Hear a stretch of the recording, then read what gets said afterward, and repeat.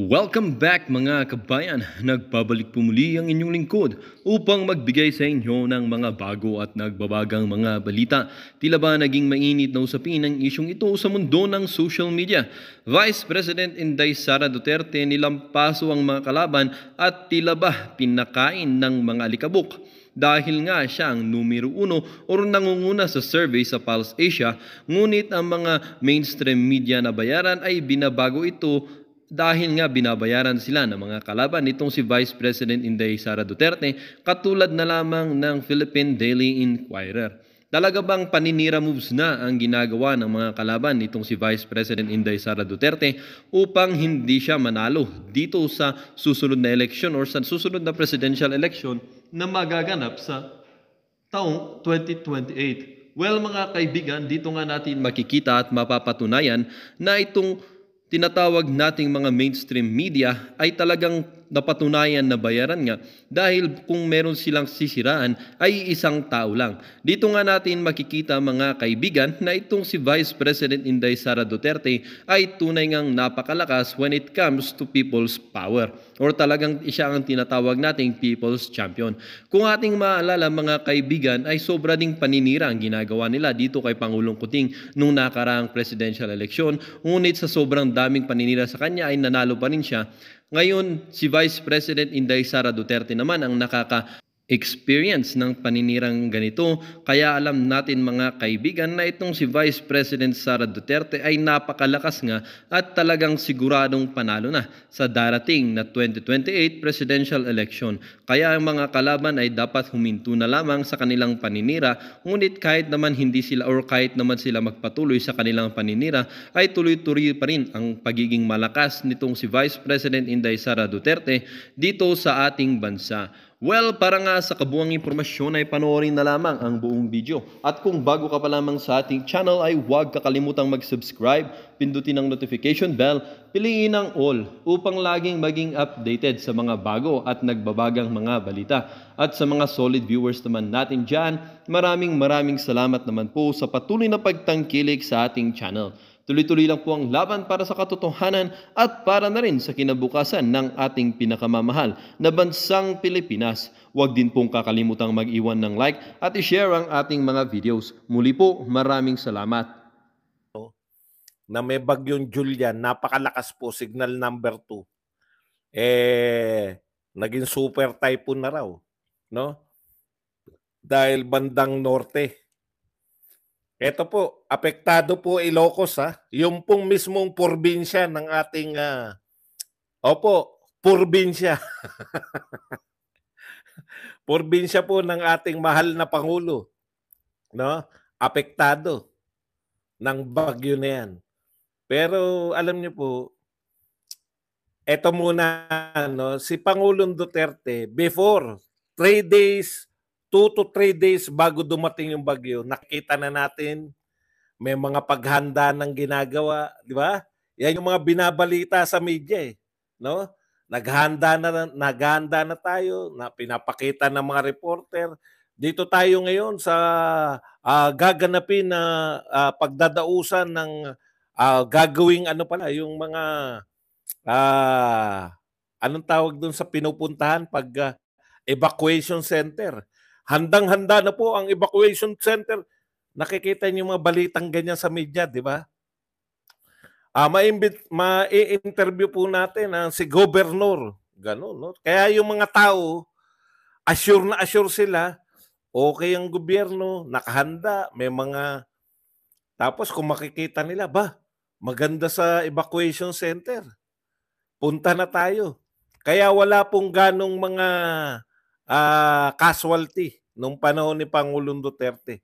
Handang-handa, no? Tapos umiikot na yung mga barangay. Wala pa pong ulan, ha? 2 to 3 days po, pinapaalala po namin na may darating pong malakas na bagyo. Kung kayo po ay kinakailangan nyo ng alam po ng mamamayan yung gagawin. Ngayon po, lumalabas po yung Pangulo natin tuwing ayan na yung bagyo. Nakita na yung bagyo. At maririnig nyo pa po to sa mga interview. Talagang, ito po ang sinabi ng inyong mahal na Pangulo. Ating mahal na Pangulo. Mahal na mahal nyo to, di ba? Buti kabit ba ayaw mag... Well, I think you know as much as we do. It started, I was supposed to go to Ilocos actually yesterday, pero wala na yung weather. Sumama na ng gusto, bagsak na yung ulan. So we're just watching it and seeing what will be needed. Pagkatapos, pagdaan ng bagyo, hanggang sa ngayon, meron lang talagang we're still having to wait for the water to come down and to do everything for the water to come down. Pero hindi pa ito, mag-intensify pa ito eh. So we'll have to watch until it's finished.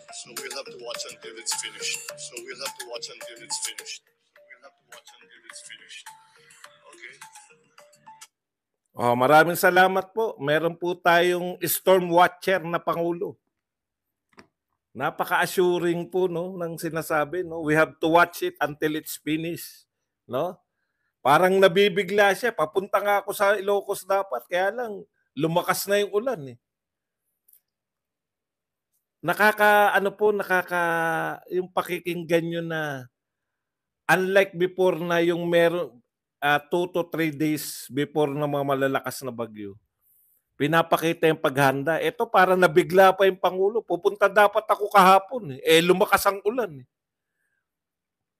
Iba po ba yung ginagamit nating barometro ng mga... Iba po ba yung mga ginagamit ni Tatay Digong, no? Nung panahon na siya yung presidente, sa paghanda sa bagyo? Ang nakakatakot pa, titignan natin kung ano magagawa natin pagkatapos nito kasi lalakas pa yan eh. Titilain muna natin. Wala man lang assurance na nakahanda ang ating pamahalaan. Minsan, alam nyo, sa leader, importante po yung importante po yung makita sa leader nila na on top of the game, yung kanilang leader. Yan po ang pinaka-importante sa lahat. May sakuna o hindi, kaya natataranta yung mga tao eh. We will watch and see. Ganun lang, we will watch and see. Wala man lang mga pronouncement. Handang-handa na po ang mga LGUs natin dyan. Nakalatag na po ang mga rescue team. Ganun man lang sana yung makita na marinig natin no? Sa mga mesa ko na. Tapos makikita natin. Habang kasagsagan ng bagyo, mamimigay.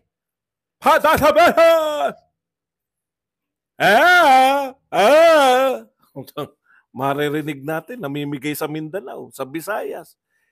Ang sakuna, nasa norte. Tapos makikita ng mga taga-norte, habang nakalubog sila, ilang beses na natin nakita yan, di ba?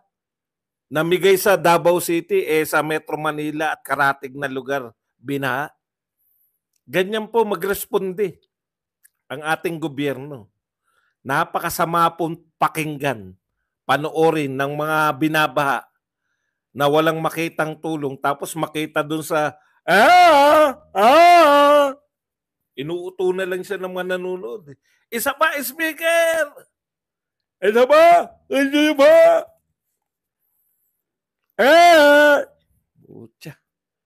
Ganyan po, tumugon tayo. Tignan niyo po yan. Habang nakalubog sila dyan, mamimigay ng ayuda sa ibang parte ng Pilipinas. Pag kayo po ay nadala pa dyan sa all-star cast nila, pinagboboto niya pa yan, wala na talaga mangyayari sa Pilipinas. Pag naniwala po kayo na dapat namimili pa tayo ng kandidato ngayon at hindi natin i-straight yung mga Duterte dahil meron pang mga magsusuri, meron pa kayong tagasuri, marunong po kayo magsuri. Huwag po kayong papayag sa mga vlogger nyo na sila magsusuri para sa inyo. Meron po kayong kakayahang magsuri. Simple lang yan. Ito kahit gaano kagagaling yung mga senador na nasa kabilang panig, alam na nila yung ginagawa sa mga Duterte. Ngayon kung kayo Duterte, despite na alam, hindi po nabigla yung mga yan. Ay nabigla lang ako na nakalagay na pangalan ko dyan. Hindi talaga ako dyan. Pinagbobolan nyo pa. Maaari ka bang malagay yung pangalan mo dyan kung hindi mo alam na ilalagay ang pangalan mo? Huwag niyo po kaming pinaiikot. Di ba? Hindi po malalagay ang pangalan nyo dyan nang hindi nyo alam. Ang dami-daming pera ng administrasyon tapos isisingit yung ayaw. Kaya yung unang mga nagdeklara na ano sila, na mga hindi sila dyan, dapat yan nung unang mga hindi nyo iboto. Kasi pinaiikot kayo eh.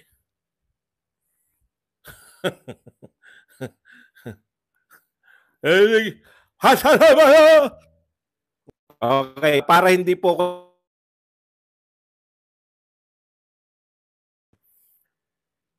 eto po, meron na naman dito. Hirap tayo ngayon. Pinapakita West Philippine Sea. Picture po ng West Philippine Sea tsaka jet ski. Sabi rito, ng mga tokmol. Hirap tayo ngayon.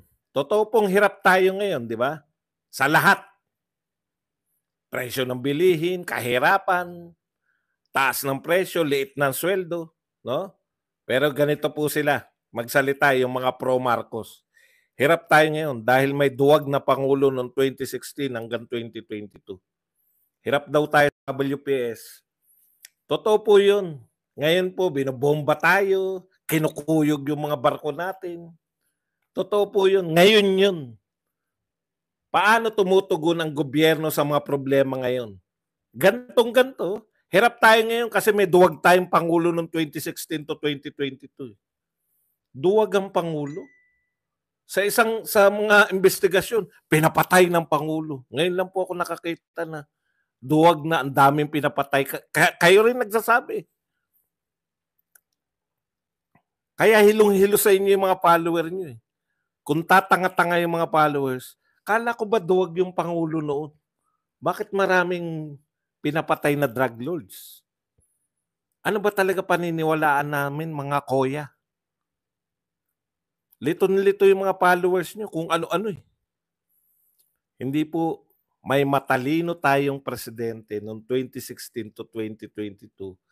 Kaya wala tayong problema sa West Philippine Sea. Kaya wala tayong problema sa South China Sea. Dahil matalino ang ating presidente noon.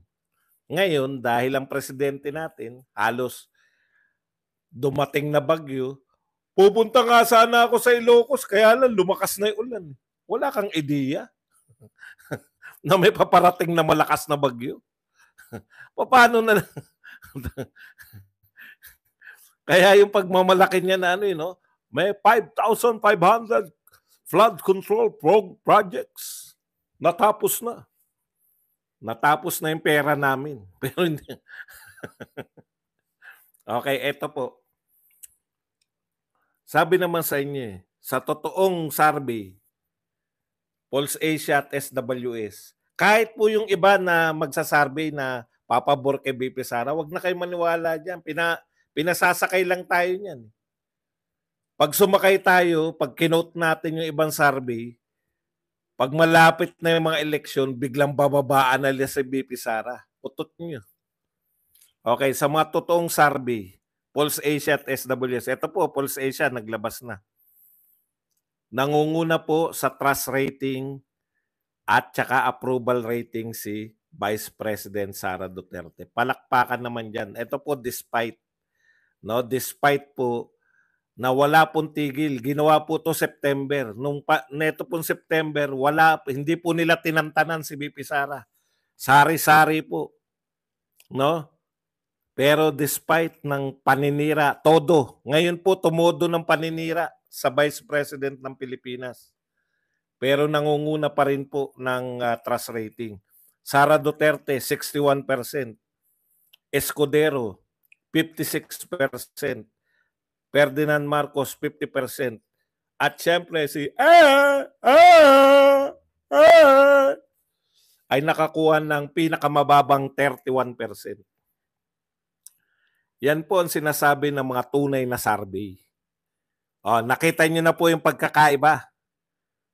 Pag po mga survey na yung matatagal na, bakit po sila mapagkakatiwalaan? Kasi dekada na sila eh. Etong mga sumulpot lang, katulad ng mga Octa Arts Dancer Survey at saka mga No Limit Tangere El Filibusterismo, Susunod na niyan, Basilio at Crispin survey na. At pinakamalupit yung CISA survey. Abangan nyo yan. Puta, baka 0.01% na lang si BP Sara. Tapos yung tao nila, 1,000%.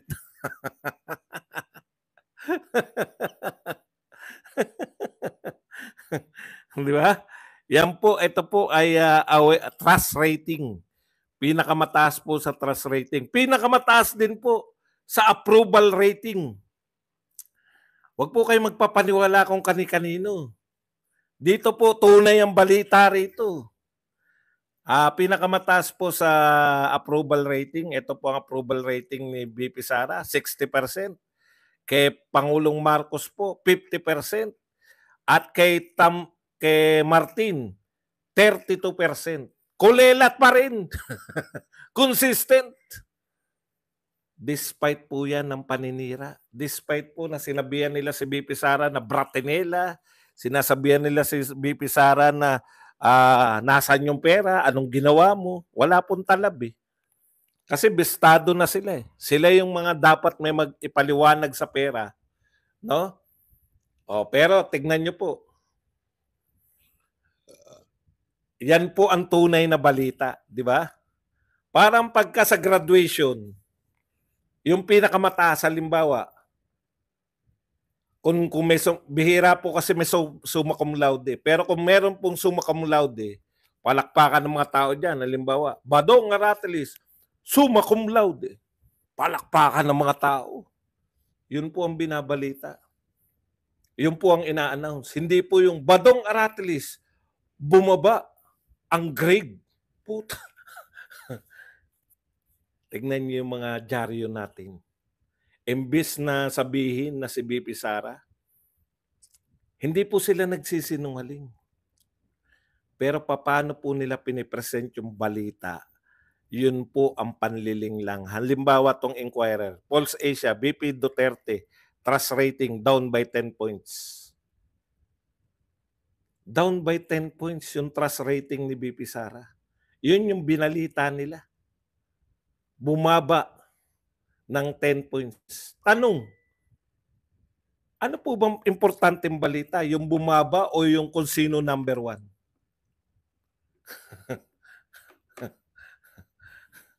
Bakit bumaba? Mas importante sa kanila kasi pag yan ang binasa nyo, ay, si BP Sara pala. Mababa na sa survey. Di ba? Ganun ang dating eh. Pag binasa nyo yan, yung pinapakita ng Inquirer, naku, mababa na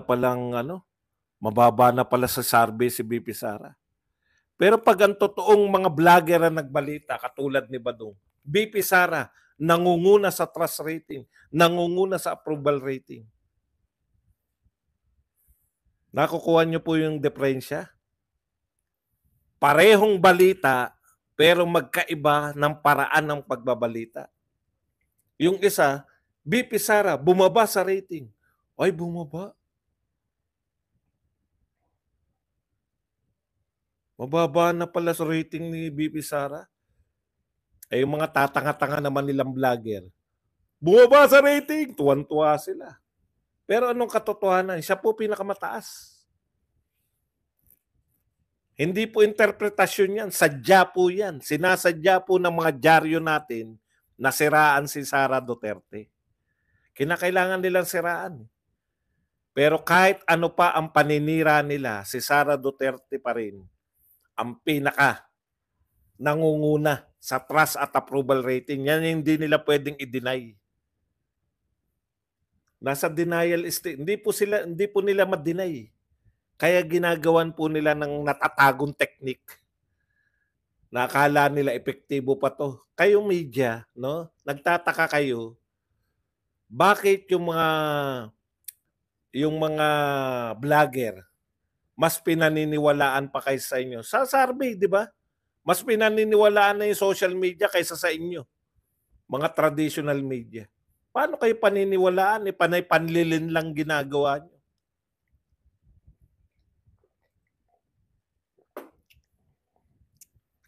Yung mga taong nakaharap lang sa cellphone, nagsasalita na, mas kapani-paniwala kaysa sa inyo.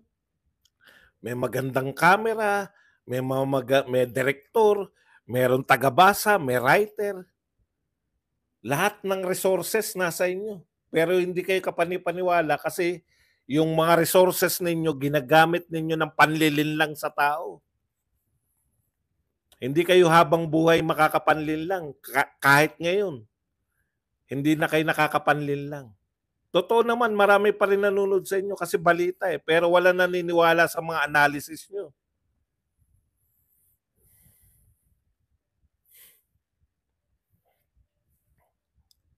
Puta, meron ba naman na nangunguna sa rating tapos ang balita nyo, bumagsak ang rating ni BP Sara?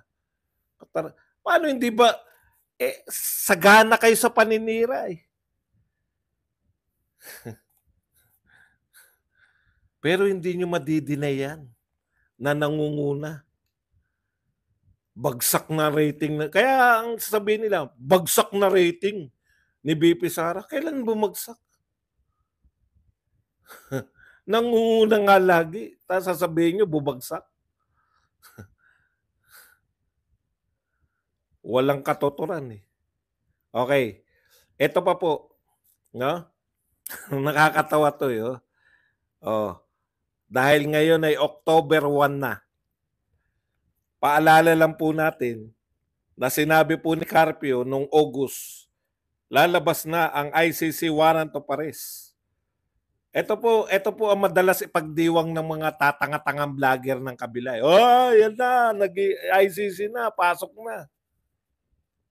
Tingnan niyo yung mga source nila. Si Carpio, si Trillanes. Tahimik na si Trillanes ngayon sa kaka-predict na lalabas na yung ICC warrant of arrest. Nagsasalita pa ba si Trillanes sa ICC warrant of arrest? Hindi na, di ba? Para baka hindi na siya maalala. No? Baka hindi na siya maalala. Oh, isang araw tapos na naman po ang September. Justice Carpio. Paano kayo mapapaniwalaan ng mga tao? Sino naman kaya susunod na Madam Auring na maghuhula kung kailan lalabas yung ICC?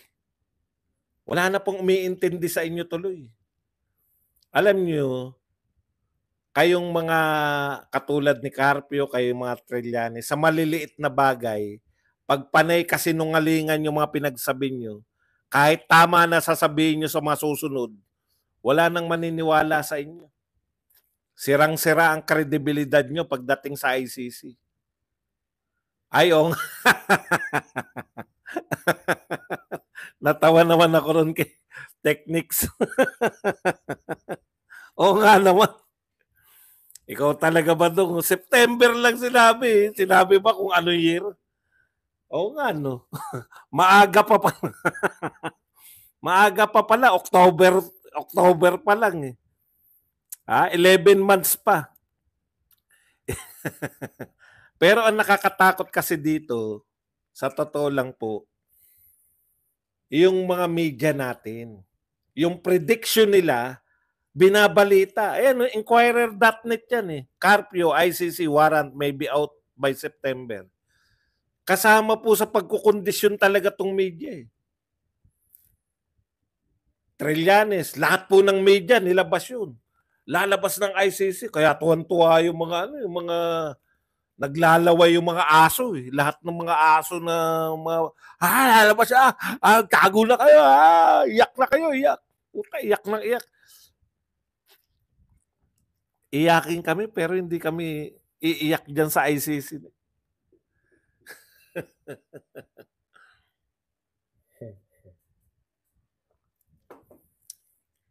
Nakalipas ang June at July, tumahimik na si Trillanes. Ngayon, si Carpio, nung August, nagsabi, ICC warrant may be out. Tuloy-tuloy. So, may ibang tao na naman. Paalala nyo po pag may nagsalita na tungkol sa ICC. Tigil-tigilan nyo.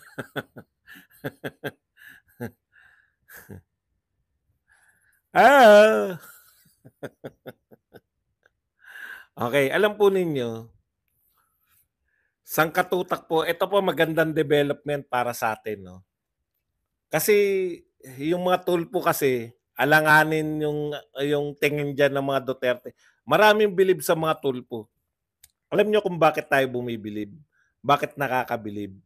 Tama yung analysis na instant justice. Totoo naman yun, no? Pupunta ka, magsusumbong ka, tatawagan nila yung concern. Sige po, papuntahin nyo dito.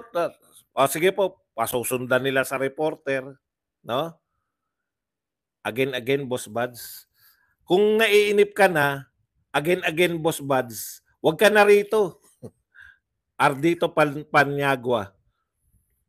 Jinhaw. Kung naiinip ka na, paulit-ulit lang ba sinasabi ko again? Huwag ka na rito kasi bago itong mga to eh.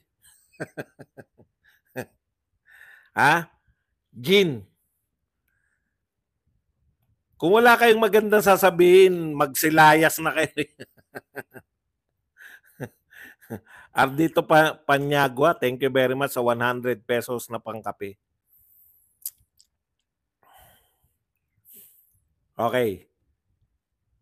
Instant justice naman talaga, di ba? Tatawag sila kasi may nagreklamo, action na nila. Hindi naman sila mismo yung action eh. Yung mga ahensya eh. Siyempre dahil takot na mabastos yung mga ahensya, no? Takot na mabastos yung ahensya, tatalima agad. Pero hindi po pwedeng lahat ng tao magreklamo sa iyo. Naging senador, yung Rapi, yung pinakasikat sa kanila.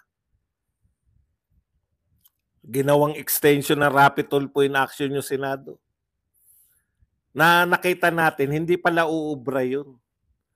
Iba po kasi yung pag-aksyon ng pagtulong sa paisa-isa o paisa-isang grupo kaysa aksyon talaga ng pambuong Pilipinas. Di ba? Yun po yun eh. Wala pong instant justice, lalo na kung senador ka. Kinakailangan yung gumawa ng batas para makalutas kayo ng problema ng Pilipinas. Okay. Ngayon, ito si Erwin, number 1. Di ba? Hindi natin pwede i-deny yan. Putya, Pulse Asia at saka SWS eh. Talagang ano yan, talagang totoong survey yan. Pero bakit sila number 1? Mahuhusay. Bagamat kitang-kita na natin na dikit yan kay Martin, never po silang umatake ng diretsa sa mga Duterte. Di ba? Lagi po sila. Alam niyo po, marami po rito, kaya maraming mga Duterte supporter. Di ako dyan makikinig kay Badong. Marami natutulungan tong mga tulpo. Bakit hindi ko iboboto to?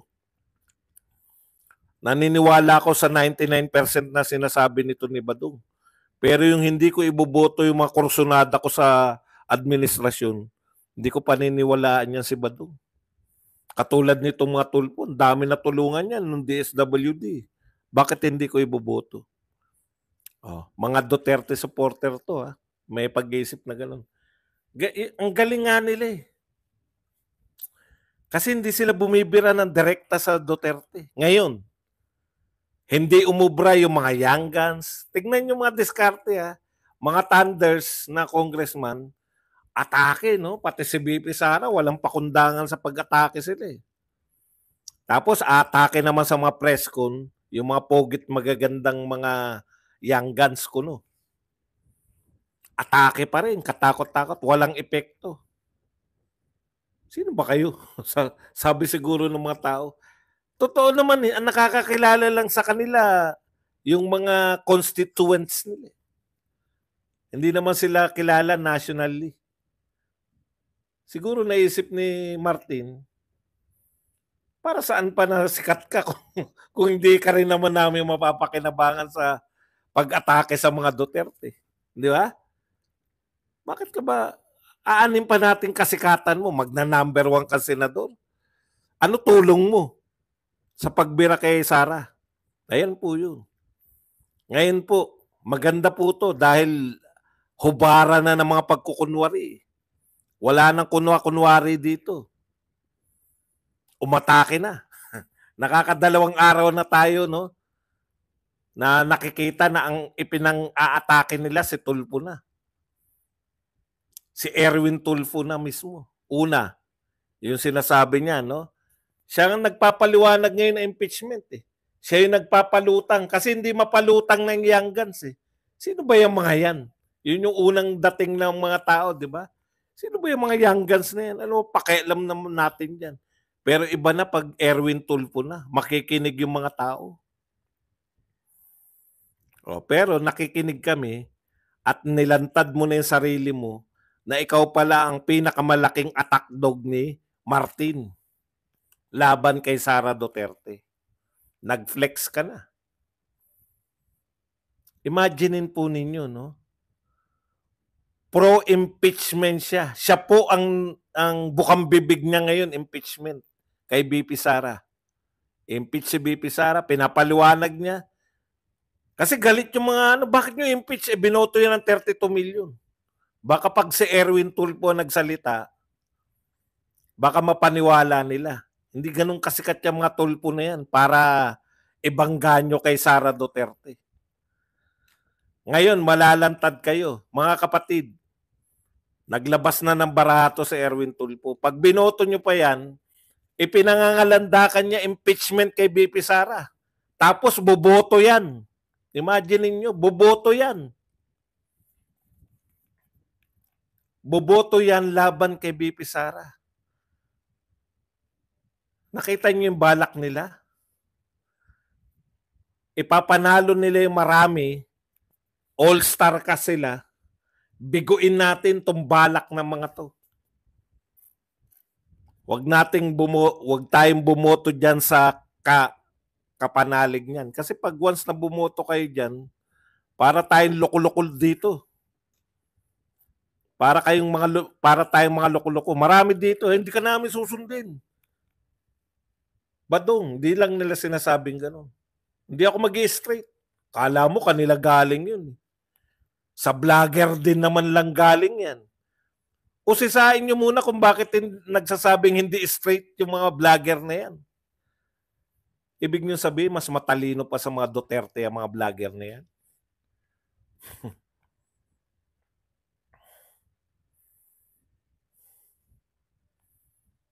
Ito ngayon, no?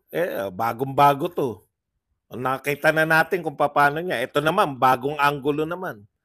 Yung isang sinabi ni Tulfo, kinalat din nila dito sa X. Ewan ko sa ibang social media, kinalat nila. No? Ang sinasabi niya, kaya may panlilin lang tong Erwin Tulfo na to. Kaya daw pinag-uusapan ngayon yung impeachment dahil hindi na numpa si BP Sara Duterte. Nagalit yung mga congressman.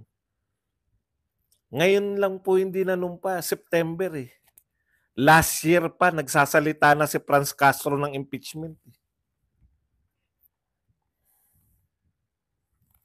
September 2024 lang nagsalita, hindi na numpa eh. Kaya nga hindi na numpa yan. Bakit kayo may investigasyon kay BP Sara in the first place?